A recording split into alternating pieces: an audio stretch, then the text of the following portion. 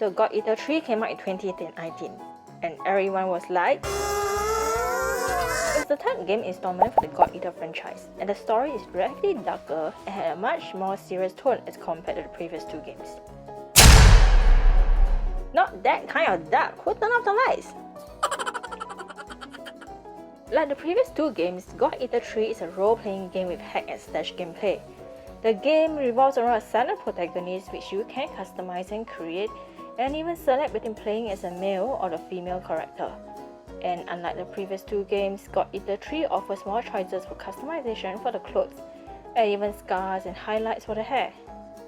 As mentioned, the plot for God Eater 3 is much darker as compared to the previous two games. The silent protagonist is a special type of God Eater known as Adaptive God Eater, known as H for short. One of those that can fight in conditions that most couldn't survive in, against monsters known as Aragami. Due to what these agents are capable of, however, most aren't even treated as humans but as monsters, and kept locked up until their owners need them on the field. Even early on in the game, I was already feeling furious on their behalf, especially with how they were treated. You meet several characters as you progress, like Hugo, who is the leader of the house and is the protagonist's best friend. There is also Zeke and Lulu, a fellow age that you've met and rescued when out on the field. And Claire, normal type God Eater who seems to carry some sort of bias for ages as well, but had gradually warmed up to you over time. As well as Hilda and Amy, the owner and receptionist of the Chrysanthemum base respectively, that have picked up your team when the previous base you are with was swallowed up by an ash storm. Good riddance, I say. Wow. You also meet a little girl named Fim, whom you rescued, and is central later on in the main story. You also meet a normal God Eater named Ai, who seems to be one of the few characters in the game that treats agents as people. And if you have played the previous game installations, you might just know who he really is. In fact, I'm about 85% certain that Ai is really Soma from the first God Eater game.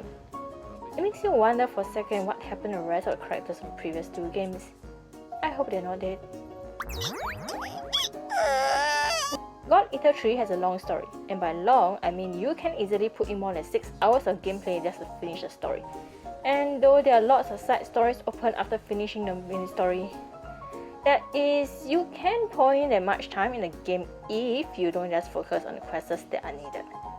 Gameplay can be pretty repetitive with it being split into two parts.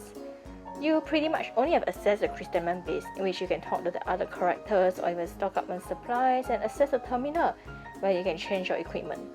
Talking to Amy and accepting a mission when they let you go out into the field to hunt Aragami. There will, however, be details on Aragami you'll potentially be meeting, and even their weaknesses, so it does give you a chance to change out your bullets before you set up. Once on the field, you can occasionally come across shining spots of light that in reality were items that you can pick up and use in weapon creation that will help you a lot in future battles. In some areas on the field, you will see a crack that has green sprouting lights that you can stand near to allow you to heal up, which is incredibly helpful, especially when you're fighting against a massive Aragami. Loading screens in God Eater 3 can be informative, as it does offer some tips to new players that otherwise isn't explained much in the game. But when you move from the Chrysanthemum base to the field, particularly large fields, and as you progress further in the story, man, those loading screens take their own sweet time. 6.5 hours later. Yep, still loading. In my personal opinion, God Eater 3 has the best storyline out of the 3 God Eater games already released, and it has the longest story. Though this is also one game when I seriously want to punch certain characters in the face. The story is one that kept me going, even though the quests can be repetitive as mentioned, as it basically involves you going to the field to hunt Aragami, return to base, stock up on supplies, and upgrade your weapons. Rinse and repeat. But this is one game that will definitely keep you occupied for quite a few hours, due to the rich story. So if you're a fan of the hack and slash gameplay, why not give it a try? If you like this video and wish to watch more videos like this, do subscribe to our channel. See you in the next video.